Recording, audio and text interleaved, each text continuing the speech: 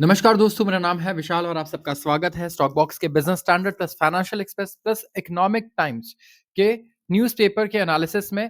इस वीडियो में जैसा आपने सुना, इन तीनों न्यूज़पेपर के हम वो आर्टिकल्स को एनालाइज करेंगे जो आपके खर्चे, आपके इनकम, आपके business and job prospects and आपके इन्वेस्टमेंट्स की वैल्यू को अफेक्ट कर सकते हैं। कोई भी ऐसी चीज दुनिया में हो रही है जो इन 5 चीजों को अगर इम्पैक्ट कर सकती है तो उसको हम यहाँ पे जरूर एनालाइज करेंगे। तो कोई भी ऐसा जो पॉलिटिकल न्यूज़ है या क्राइम से रिलेटेड न्यूज़ है, वो यहाँ पर डिस्कस नहीं किया जाएगा, सिर्फ इकोनॉमिक या फाइनेंस से रिलेटेड चीजें ही डिस्कस होंगी। तो शुरुआत करता हूं मैं आज के ओवरव्यू से। आज कुछ जितने भी आज आर्टिकल्स हैं, आज अगर आप देखोगे सारे न्यूज़पेपर फोकस्ड हैं डोनाल्ड ट्रंप पर। तो काफी सारी चीजें आपको सेम और कॉमन दिखेंगी, तो आज के न्यूज़पेपर में आपको कुछ बहुत ज्यादा मिलने वाला नहीं है। तो कुछ चीजें हम डिस्कस करेंगे इंटरेस्टिंग जो हमें इम्पैक्ट कर रही है। सबसे पहले हमारे खर्चे को जो इम्पैक्ट करती है, global oil and gas prices to ease on exports from US. US से हो सकता है एक्सपोर्ट्स बढ़े ग्लोबली, एंड इससे दुनिया में जो ऑयल का सप्लाई है, जो ऑलरेडी ओवर सप्लाई है इस टाइम पे, वो और इंक्रीज हो सकता है, तो ऑयल प्राइसेस नीचे जा सकते हैं। अब हमारे लिए पर्सनली सस्ते होंगे या नहीं ये तो हम नहीं कह सकते, लेकिन इंडिया एज अ कंट्री के लिए जरूर सस्ते होंगे और बहुत बेनिफिट मिलेगा इससे हमें। इंडिया में ramp up energy supplies from US says Puri. अब पुरी का कहना है कि इंडिया हो सकता है एनर्जी इंपोर्ट और बढ़ा दे यूएस से। तो हम एनर्जी इंपोर्ट यूएस से क्यों करेंगे? रशिया जब हमें इतने डिस्काउंटेड प्राइस पर सारे ऑयल, क्रूड ऑयल सप्लाई कर रहा है, तो क्यों हम यूएस से करेंगे महंगे दाम पर? ये हम डिस्कस करेंगे इस आर्टिकल में। 25% income tax slab, higher rebate on cards. तो बजट में इस बार कुछ इनकम टैक्स से चेंजेस जरूर आ सकते हैं। हो सकता है कि जो 10 लाख तक का टैक्स स्लैब है वो पूरा ही फ्री हो जाए, तो 10 लाख तक आपको कोई टैक्स देना ही नहीं है, और उसके बाद नया एक 25% टैक्स स्लैब आ जाए 15 से 20 लाख वाले इनकम के लिए। तो यहाँ पे चेंजेस डिस्कस करेंगे हम क्या क्या आ सकते हैं। Gold rises, rubbing off sheen for buyers. Gold के दाम बढ़ रहे हैं, अगर आप देखोगे इस टाइम पे लास्ट ईयर बहुत ही बढ़िया रैली रही, ऑलमोस्ट 30% का रिटर्न्स रहा है गोल्ड का। और गोल्ड इस टाइम पे बहुत अच्छा हेज भी है। हेज किस चीज के लिए है, ये आप मुझे बताओगे कमेंट सेक्शन में, कि गोल्ड हमें किस चीज के अगेंस्ट हेज प्रोवाइड करता है, कौन सी इन्वेस्टमेंट है जिससे हमें वो बचाएगा। तो आते हैं, इसका जो अगला आर्टिकल है वो है asset monetization scheme. Asset monetisation क्या होता है? एसेट को मोनेटाइज करना मतलब जो भी आपका एसेट है, चाहे आपकी कार है, जमीन है, जायदाद है, उसको आप कैश में कन्वर्ट करो। तो बेसिकली एसेट को बेच देने को हम लोग थोड़ा सोफिस्टिकेटेड वे में एसेट मोनेटाइजेशन बोल देते हैं। लेकिन यहाँ पे गवर्नमेंट का प्लान है कि वो जितने हमारे नेशनल एसेट्स हैं, जैसे कि हमारे पीएसयूज एंड जितने भी नवरत्ना कंपनीज और जो भी है, इनमें से अपने शेयर्स धीरे धीरे लिक्विडेट करेगी, मतलब बेचेगी, एंड यहाँ पे मोनेटाइज करेगी इन एसेट्स को। जैसे एनटीपीसी ग्रीन का भी 10,000 करोड़ का एक आईपीओ आया था, तो उसमें गवर्नमेंट ने अपने काफी शेयर्स बेच दिए। तो ये मोनेटाइज करने का एक तरीका है, और नया टारगेट 2 लाख करोड़ का है annually. Equity stumble and volatility surges. Stock market से रिलेटेड जितने लोग हैं उनको पता होगा कि काफ़ी ज़्यादा एक तो मार्केट नीचे गया और उसके बाद वॉलेटिलिटी भी बहुत ज़्यादा बढ़ गई। तो ये दोनों चीज़ें हम डिस्कस करेंगे और एक लेमन के टर्म्स में डिस्कस करेंगे कि इसका मतलब होता क्या है। तो शुरुआत करते हैं आज के सबसे पहले आर्टिकल से। Global oil and gas prices ये ईज़ होने वाले हैं ऑन एक्सपोर्ट्स फ्रॉम यूएस। अगर आप देखेंगे, higher US oil output can moderate OPEC plus power to manage global oil market. अब इस टाइम पे अगर आप देखोगे ना, तो ग्लोबल ऑयल को कौन मैनेज कर रहा है कि प्राइसेस कितने होने चाहिए? कोई एक कंट्री नहीं है, लेकिन Organization of Petroleum Exporting Countries और प्लस इसमें आ जाते हैं दूसरी कंट्रीज जैसे कि रशिया वगैरह, वो मिलकर के यहाँ पे सप्लाई को ट्वीक करते रहते हैं, सप्लाई को, ऑयल की सप्लाई को कंट्रोल करते हैं। तो इसको जब सप्लाई को आप कंट्रोल कर रहे हो ना किसी चीज के, इनडायरेक्टली आप इसके किस चीज को कंट्रोल कर रहे हो? प्राइस को कंट्रोल कर रहे हो, राइट? क्योंकि डिमांड आप नहीं कंट्रोल कर सकते हो, है ना? डिमांड आप कंट्रोल कर नहीं सकते हो कि कितना होगा, तो आप सप्लाई को कंट्रोल करते हो। कंट्रोल करने के बाद आप प्राइस को इनडायरेक्टली चेंज करते हो, कंट्रोल करते हो अपने हिसाब से। तो अगर आप देखोगे, काफी कट हो रहा था अब तक प्रोडक्शन में ओपेक द्वारा, और ऑयल प्राइसेस को ये नीचे नहीं आने दे रहे थे। ऑयल प्राइसेस मेरे हिसाब से कम इस टाइम पे 50-60 डॉलर पर बैरल चलने चाहिए, तो वो अभी भी 70-80 चलते हैं ऑन एन एवरेज। तो ये जो है ना, इसीलिए चलते हैं क्योंकि ओपेक प्लस इसे नीचे नहीं आने देता। लेकिन यहाँ पे क्या हो रहा है, एक नया सप्लायर आ गया दुनिया में, और वो है यूएसए। यूएसए अगर यहाँ पे अपनी सप्लाई को इंक्रीज कर देगा, तो या तो ये होगा कि दूसरी कंट्रीज यूएस ऑयल खरीदने लग जाएंगी, तो इनका मार्केट शेयर नीचे चला जाएगा ओपेक का। तो इन्हें भी क्या करना पड़ेगा, इन्हें भी अपना प्रोडक्शन बढ़ाना पड़ेगा, सप्लाई बढ़ाना पड़ेगा ताकि ये ऑयल दूसरों को बेच पाएँ। तो ग्लोबल ऑयल एंड गैस इसीलिए प्राइसेज़ सॉफ्ट हो सकते हैं, मतलब कम हो सकते हैं क्योंकि सप्लाईज़ जो है प्लेंटीफुल होने वाला है।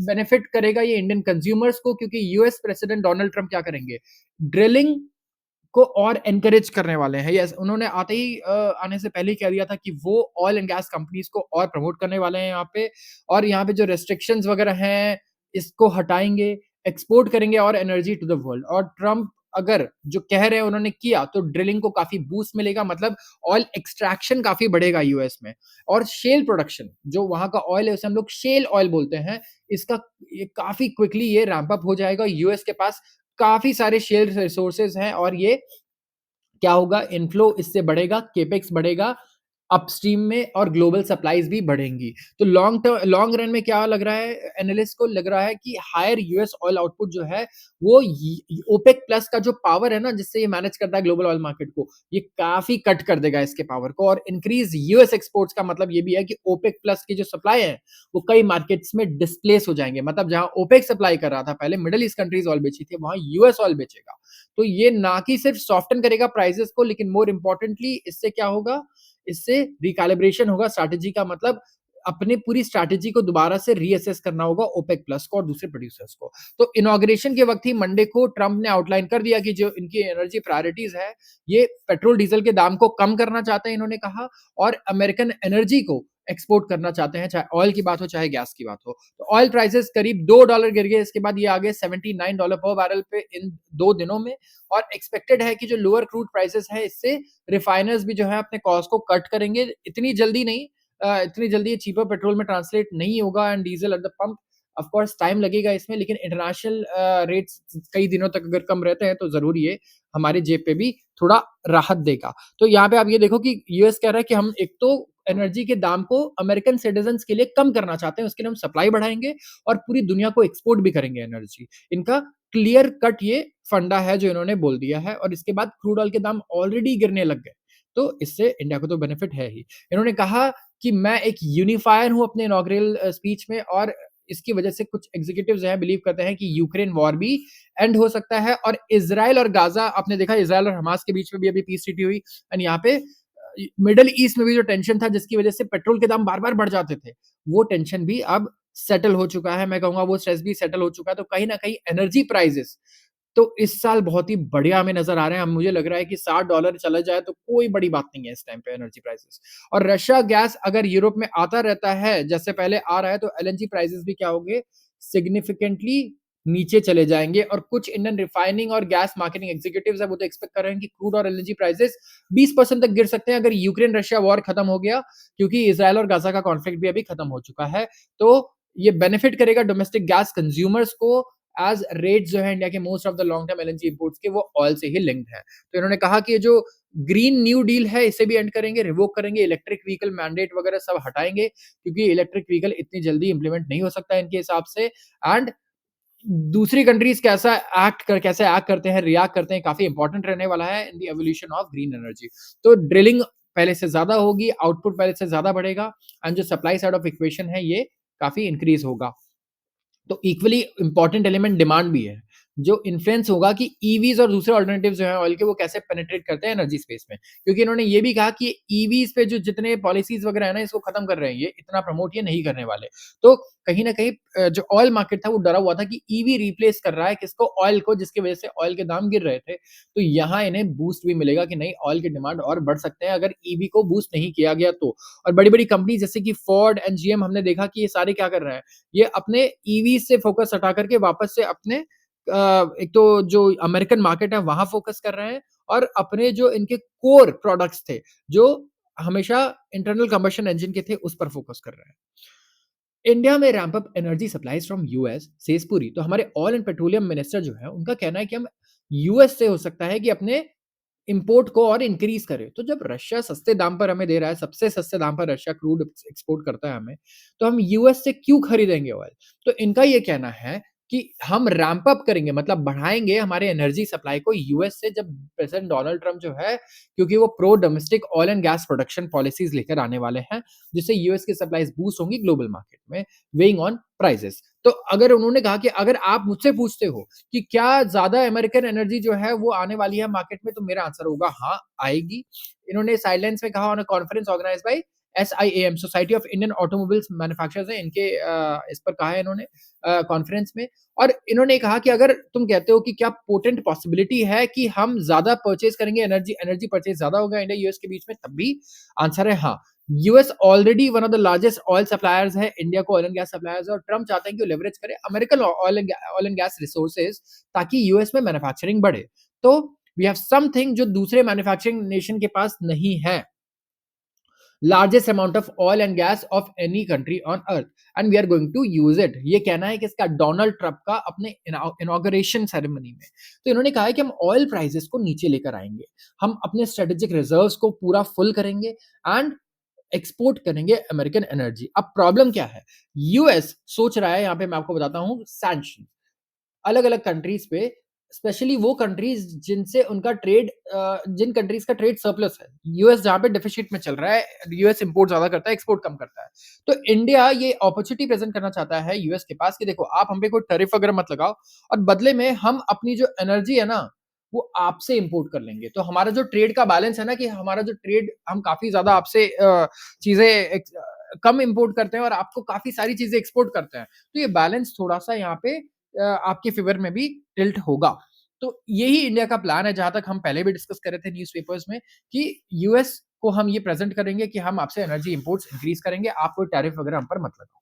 तो यूएस जो है वर्ल्ड का लार्जेस्ट प्रोड्यूसर है of oil and natural gas and ये टॉप एक्सपोर्टर भी है एलएनजी का और ये इसकी सप्लाई की वजह से ही यूरोप क्विकली रिप्लेस कर पाया है रशियन पाइपलाइन गैस को after breakout of Ukraine war in 2022। तो ट्रम्प चाहते हैं कि यूएस का गैस और ऑयल प्रोडक्शन ये दोनों और आगे जाए एंड इनका कहना है कि हम लोग फिर से एक रिच नेशन बनेंगे and that is liquid gold under our feet that will help to do it. इनका कहना है कि हमारे पैर के नीचे लिक्विड गोल्ड है। तो इन्होंने एनर्जी प्राइसेस को ब्लेम किया है कॉस्ट ऑफ लिविंग क्राइसिस के लिए रिसेंट ईयर्स में और जो इन्फ्लेशन क्राइसिस है वो भी इसीलिए हुआ क्योंकि हमने मैसिव ओवर स्पेंडिंग की और एनर्जी के दाम को बढ़ने दिया। आते हैं अगले आर्टिकल पे। 25% IT slab higher rebate on cards. अच्छा, तो गवर्नमेंट को इस बजट में मैंने आप सबसे पूछा था तो मुझे बहुत ज्यादा आंसर्स मिले नहीं कि गवर्नमेंट को ऐसा क्या करना चाहिए कि वो ओवरऑल कंजम्पशन को इकोनॉमी में इंक्रीज कर पाए। अब कंजम्पशन को इंक्रीज करने के लिए काफी लोगों ने बोला कि टैक्स रिलीफ एक आंसर है, राइट? टैक्स रिलीफ दे सकते हैं, लेकिन आप ये सोचो ना कि 2% लोग इंडिया में टैक्स पे करते हैं, दैट्स इट। तो बाकी 98% को कैसे रिलीफ मिलेगा अगर आप टैक्स कम भी कर दोगे? तो आज भी मेरा सवाल फिर से ये है कि कोई क्रिएटिव आप तरीका बताओ जिससे हम कंजम्पशन को बढ़ा सकें और ये जो 98% लोग हैं इनको हम एक्चुअली इतना इनेबल कर सके कि ये अपने कंजम्पशन को पहले से बढ़ाएं, क्योंकि हर कंपनी हर सेक्टर का ये कंप्लेन है कि इंडिया में कंजम्पशन कम हुआ है, स्पेसिफिकली अर्बन कंजम्पशन। तो union finance minister Nirmala Sitharaman likely announce करेंगे significant changes income tax slabs में under new tax regime in upcoming 2025-26 union budget on February 1 और ये ऑफर कर सकता है substantial relief to salary tax payers earning up to 20 lakh annually. तो जो 20 लाख तक कमा रहे हैं एनुअली उनको रिलीफ मिल सकती है काफी। गवर्नमेंट कह रही है कि वो वे कर रही है दो ऑप्शंस। एक एक ऑप्शन तो ये कि आप एनुअल इनकम जो 10 लाख तक है ना उसको पूरा टैक्स फ्री कर दो और इंट्रोड्यूस कर दो एक नया 25% का टैक्स स्लैब 15 लाख से 20 लाख वाले इनकम के लिए। और करंटली इनकम अबव 15 लाख अगर है तो उस पे हाई रेट ऑफ टैक्स लगता है, वो लगता है सबसे ज्यादा 30% का। तो अगर इवैल्यूएट कर रहे हैं हम लोग दोनों ऑप्शंस और हमारा अगर बजट अलाउ करता है तो हम इंप्लीमेंट कर सकते हैं दोनों मेजर्स। और इससे क्या होगा, इनकम अप टू 10 लाख जो है ये टैक्स फ्री होगा और इंट्रोड्यूस करेगा 25% tax slab for income between 15 lakh and 20 lakh. तो गवर्नमेंट के सोर्सेज का ये कहना है कि ये दो ऑप्शंस वे किए जा रहे हैं अभी गवर्नमेंट द्वारा बजट से पहले। सोर्स का ये भी कहना है कि वो प्रिपेयर्ड है to absorb the impact of revenue loss of 50,000 crore to 1 trillion rupee. इतना रेवेन्यू लॉस गवर्नमेंट को यहाँ पे हो सकता है अगर ये इनकम टैक्स रिलीफ दी जाए तो। और जो एंटिसिपेटेड टैक्स रिलीफ है ये एक्सपेक्टेड है कि ये बूस्ट करेगी अर्बन कंजम्पशन को जब जीडीपी ग्रोथ रेट कम हुआ है और हम जीडीपी को बूस्ट करना चाहेंगे हमारे कंजम्पशन को बूस्ट करके। तो ये फर्स्ट टाइम नहीं होगा जब फाइनेंस मिनिस्टर एक्चुअली ईज़ करना चाहेंगे टैक्स बर्डन को और 2023 में इन्होंने रेज़ किया था सेक्शन 87 ए का रिबेट न्यू टैक्स रेजिम में और एग्ज़ेम्प्ट कर दिया था इंडिविजुअल्स जो 7 लाख तक कमा रहा है एनुअली कि आपको इनकम टैक्स पे करने की ज़रूरत ही नहीं है। ऑल्दो इन्होंने सारे मेजर जो डिडक्शंस हैं उनको भी हटा दिए थे। आते हैं अगले आर्टिकल पर। Gold prices rubbing off sheen for buyers. क्या हो रहा है? गोल्ड प्राइसेस बढ़े हैं 1% से और यहाँ पे वीकनिंग हुआ है डॉलर में भी जब यूएस प्रेसिडेंट डोनाल्ड ट्रंप की पॉलिसी अनाउंसमेंट्स जो है इसने प्रॉम्प्ट किया इंडियन कंज्यूमर्स को कि पॉज कर दे परचेज ऑफ येलो मेटल। तो डोनाल्ड ट्रंप की जब पॉलिसी अनाउंसमेंट्स आई उसके बाद इंडियन कंज्यूमर्स ने पॉज किया गोल्ड को बाय करना। तो गोल्ड इंडस्ट्री कंसर्न है कि जो अपवर्ड प्राइस मोमेंटम है वो इस वीक शायद चलती रहे अगर डॉलर जो है वो फर्दर वीक होगा और इससे सेल्स भी डेंट होंगी। तो गोल्ड ट्रेड कर रहा था in physical market at 79,650 rupees पर 10 ग्राम और ड्यूरिंग द डे अगर आप देखेंगे तो ये था 78,800 पर 10 ग्राम मंडे को। तो वीक डॉलर जो है इसकी वजह से क्या हो रहा है गोल्ड परचेज और अट्रैक्टिव हो रहा है स्पेशली फॉरेन बायर्स के लिए और ये पुश कर रहा है प्राइसेस को हायर और वॉक इन जो है वो हो रहे हैं कस्टमर्स चूज कर रहे हैं ज्वेलरी आइटम्स लेकिन वो ये कह रहे हैं कि deal place orders after gold prices stabilise मतलब जो डायरेक्टर हैं एक जूलर है उनका ये कहना है कि कस्टमर ना ज्वेलरी चेक तो कर रहे हैं आइटम्स को लेकिन अभी नहीं खरीद रहे हैं कह रहे हैं कि हम बुक करेंगे जब गोल्ड प्राइसेस स्टेबलाइज कर जाए तब और जो मोमेंटम है ये गैदर हुआ है आफ्टर एंड ऑफ खारमाश एक इनऑस्पिशियस मैं कहूंगा पीरियड होता है दिसंबर 15 से 14 जनवरी तक हैज लॉस्ट स्टीम नाउ अब इसकी वजह से स्टीम भी कम हो चुका है थोड़ा मार्केट में डिमांड का तो जूलर्स जो है वो मॉनिटर करेंगे मूवमेंट को in gold in the near term जब तक की फर्दर क्लैरिटी नहीं आ जाती है ट्रम्प के टैरिफ पॉलिसीज पे एंड अगर आप देखेंगे तो एक्सपेक्ट कर रहे हैं कि जो डॉलर है वो स्ट्रेंथन होगा जब ट्रम्प टेक ओवर करते हैं the White House and on the contrary dollar actually weak हुआ है जिसकी वजह से गोल्ड और महंगा हो गया जूलर्स ज्वेलरी मैन्युफैक्चरर्स जो है और रिटेलर्स उन्हें नहीं पता कि अभी क्या करना चाहिए एंड इवन द कस्टमर्स जो हैं वो अभी बाय करने आ ही नहीं रहे हैं नए गोल्ड को ये क्या कर रहे हैं ये एक्सचेंज कर रहे हैं अपना पुराना गोल्ड तो ये क्या कर रहे हैं यहाँ पे एक्सचेंज कर रहे हैं और वेट कर रहे हैं प्राइस स्टेबिलिटी का तो सून जब डोनाल्ड ट्रम्प जो है अपना चार्ज ले लेंगे एज अ प्रेसिडेंट तो यहाँ पे इम्पोर्ट टेरिफ्स भी जो होंगे इसके बारे में भी जो एंटिसिपेशंस थी वो हमें पता लग जाएगा और यहाँ पे जितनी भी मैं कहूँगा लोगों के दिमाग में अनसर्टेनिटी है वो सारी चीजें क्लियर हो जाएंगी आते हैं अगले आर्टिकल पे asset monetization scheme 2.0 with 2 lakh crore annual target likely तो current national monetization pipeline program है ये एंड होगा मार्च में दिस ईयर और सेंटर अनाउंस कर सकता है next phase of annual asset monetization target of 2 lakh crore तो एसेट मोनेटाइजेशन क्या होता है एसेट मोनेटाइजेशन तो हमारा एक नेशनल मोनेटाइजेशन पाइपलाइन है एनएमपी एनएमपी में क्या है कि हम कह रहे हैं हमारे पास जितनी भी हमारी गवर्नमेंट एंटिटीज है इसको हम लोग क्या करेंगे इसमें हमारे गवर्नमेंट अपने शेयर्स को बेचेगी धीरे-धीरे करके और उस पैसे को जो है वो हम लोग बोलते हैं कि ये एसेट मोनेटाइजेशन है ये, जो हम पैसा जनरेट कर रहे हैं एसेट्स को बेच करके। तो गवर्नमेंट ने सेट किया है एम्बिशियस टारगेट कि हम एसेट रिसाइक्लिंग टारगेट करेंगे 6 लाख करोड़ का। पहले नेशनल मोनेटाइजेशन पाइपलाइन में ओवर 4 इयर्स थ्रू एफवाई 25 तो यहाँ पे roads, mining, power, petroleum, airports ये सारे जितने ऑपरेशनल एसेट्स हैं इनको हम मोनेटाइज करने का सोच रहे हैं तो एनएमपी 1 का जो अचीवमेंट है वो है 3.85 लाख करोड़ जो 90% ही अचीव हो चुका है जो 4.3 लाख करोड़ का टारगेट था उससे फर्स्ट 3 इयर्स में अपफ्रंट रेवेन्यूज में तो यहाँ पे जो फाइनल ईयर है टारगेट है 1.6 लाख करोड़ का जो लाइकली एक्सीड हो जाएगा तो यहाँ पे काफी सब्सटैंशियल बिल्डअप आ चुका है पब्लिक सेक्टर के एसेट्स में और जो सक्सेस मिला है 4 इयर्स में गवर्नमेंट यहाँ पे एम कर रही है कि करीब 2 लाख करोड़ का तो गोल रखना ही चाहिए हमें तो मोनेटाइजेशन जो है ये सेकेंड फेज में है और ये लेड होगा by highways mining power petroleum metro rail network जो है मेजर सिटीज में इम्पेटस दे सकते हैं एसेट रिसाइकलिंग को for the first time power sector में भी मोनेटाइजेशन हो सकता है किसका ग्रीन एसेट्स का यहाँ पे क्या करेंगे लिस्टिंग करेंगे subsidiaries of central public sector enterprises in the sector तो गवर्नमेंट यहाँ पे मोनेटाइज करेगी मतलब क्या है जो एसेट्स है ना हमारे जैसे हाईवे माइनिंग एसेट्स है माइंस है हमारे पावर है पेट्रोलियम है मेट्रो के रेल नेटवर्क है इन सबको गवर्नमेंट मोनेटाइज करेगी काफी सारी चीजें शेयर मार्केट में लिस्ट होंगी सबसे पहले तो नई जो गवर्नमेंट की एंटिटीज हैं और इसके अलावा काफी सारी जो एग्जिस्टिंग लिस्टेड कंपनीज है गवर्नमेंट की वो उनके शेयर्स बेचेंगी तो फर्स्ट ऑफ जो ब्लॉक था वो था एनटीपीसी ग्रीन एनर्जी का। जैसे एनटीपीसी ग्रीन एनर्जी का आईपीओ आया, आपने देखा, तो ये किसमें आया? ये पावर सेक्टर में आया। गवर्नमेंट ने यहाँ पे पावर कंपनी को मोनेटाइज किया, इसको हम ये बोलेंगे। 10,000 करोड़ का आईपीओ था एनटीपीसी द्वारा। State run NLC and SJVN जो है वो भी लिस्ट करेंगे अपने ग्रीन सब्सिडियरीज नेक्स्ट ईयर। तो इससे क्या होगा? ये मोनेटाइज कर पाएंगे अपने एसेट्स को। सिमिलरली अगर आप देखोगे हमारे मेट्रो रेल नेटवर्क्स है जो हमने पब्लिक इन्वेस्टमेंट के थ्रू डेवलप किए हैं, इन्होंने एक मेजर पाइपलाइन क्रिएट किया है ब्राउनफील्ड एसेट्स का। और besides operations and management of metro rail networks, जो बिल्डअप स्पेस इन स्टेशंस हैं, इसे भी they will be also up for grabs कि आप इसे लीज कर सकते हो अंडर पब्लिक प्राइवेट पार्टनरशिप। तो मेट्रो रेल नेटवर्क्स जो मोनेटाइज किए जा सकते हैं वो है दिल्ली नेटवर्क, बेंगलुरु, चेन्नई, जयपुर एंड कानपुर। और रेलवे जो है, जो डैम्पनर था पहले नेशनल मोनेटाइजेशन पाइपलाइन में, अब ये एक्शन दे सकता है अगले 5 साल, जहाँ पे कमर्शियल लीजिंग हो सकती है स्पेस की करीब 100 स्टेशन पे, जैसे कि मुंबई, दिल्ली, चेन्नई, सिकंदराबाद। तो जब स्टेशन रीडेवलप किए जाएंगे तो कमर्शियल स्पेस भी लीज आउट किया जाएगा अराउंड द स्टेशन। तो ये किस टाइप का मोनेटाइजेशन है? एक तो मोनेटाइजेशन हो गया कि आप अपने शेयर्स को वहां पे मोनेटाइज कर रहे हो, दूसरे को ट्रांसफर कर रहे हो किसी और को। दूसरा हो गया आप कमर्शियली मोनेटाइज कर सकते हो चीजों को, जैसे कि आप ये देखो कि एयरपोर्ट्स हो गए, जो हमारे पास स्पेस है, कमर्शियल स्पेस है, इसको आप मोनेटाइज कर सकते हो। कैसे? आप यहाँ पे पब्लिक प्राइवेट पार्टनरशिप कर लो, राइट? यहाँ पे इसे प्राइवेट एंटिटी पूरा मैनेज करेगी, आप प्रॉफिट में से उसका हिस्सा लो। आप ये कर सकते हो, आप अपफ्रंट लीज कर दो।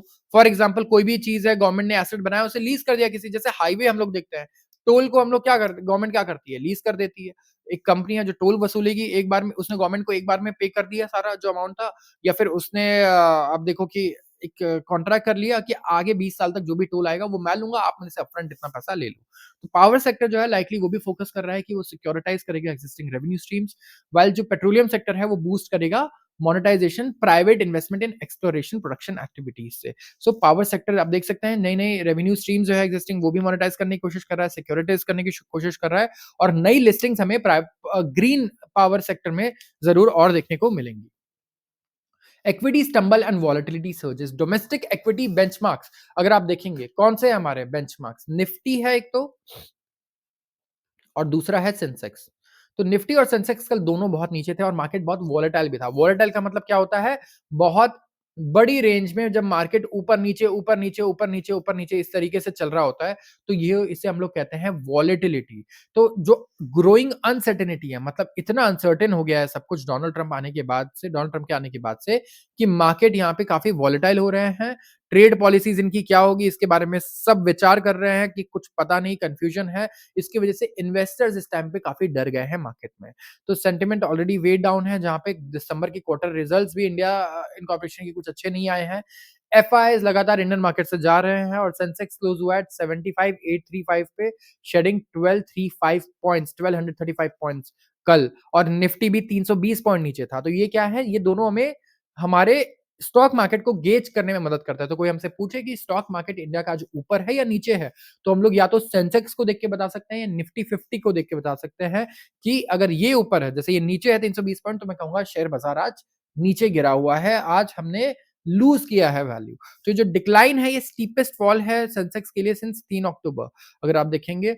एंड इंडिसेस जो है ये लोएस्ट लेवल पे आ चुके हैं एज ऑफ 6 जून 2024। तो हम प्री इलेक्शन लेवल्स पे जा चुके हैं ऑलरेडी। और जो निफ्टी 50 है वो भी 23,000 के नीचे गया है फॉर द फर्स्ट टाइम जून से लेकर अभी तक। तो वॉलेटिलिटी इंडेक्स विक्स अगर आप देखेंगे क्या होता है, मैं बताता हूं। इंडिया में इस टाइम पे इन्वेस्टर डरे हुए हैं या एक्चुअली बहुत कॉन्फिडेंट है, ये मैं कैसे बता सकता हूं? इसके लिए एक इंडेक्स है जिसका नाम है VIX, वॉलेटिलिटी इंडेक्स। ये आ चुका है 17 पर, 4% ऊपर है। तो ये जितना ऊपर जाता है इसका मतलब फियर भी उतना ही ऊपर जा रहा है, लोग उतना ही डरे हुए हैं। ये जितना नीचे जा रहा है विक्स, उतना ही समझो कि लोग कॉन्फिडेंट हैं। तो यहाँ पे ये हाईएस्ट लेवल पर आ चुका है सिंस August 6 लास्ट ईयर। तो आज के लिए बस इतना ही। अगर आपको वीडियो पसंद आई हो तो ज़रूर मुझे बताएँ कमेंट सेक्शन में आपको कौन-सा पार्ट सबसे अच्छा लगा, एंड जो भी फीडबैक है आप वो मुझे दे सकते हैं कमेंट सेक्शन में। So will try to improve the videos even more. आज के लिए बस इतना ही। अगर वीडियो अच्छी लगे तो ज़रूर चैनल को सब्सक्राइब भी कीजिए और अपने दोस्तों के साथ शेयर भी कीजिए। आप सबका बहुत-बहुत धन्यवाद।